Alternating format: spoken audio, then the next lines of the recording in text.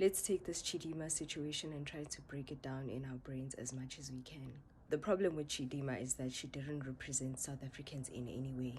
From her name to the way that she looks, down to the culture that she has publicly celebrated. I personally didn't care what Home Affairs said about her citizenship. All I cared about was the fact that nothing about her represented South Africans. When you tell us that we would rather celebrate a Mariki Viljoen over our black sister, then we have the right to tell you that what you're talking about is a racial issue and it has nothing to do with being Miss South Africa.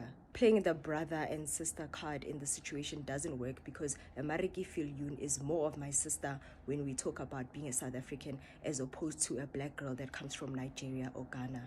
In South African context, Mariki is my sister because I recognize her name, I recognize her language, and I recognize her culture. A Michaela Mackenzie is more of my sister when we talk about being a South African as opposed to a Chidima. If your problem is race and colonization, then there's other platforms where you can discuss those things, not this one.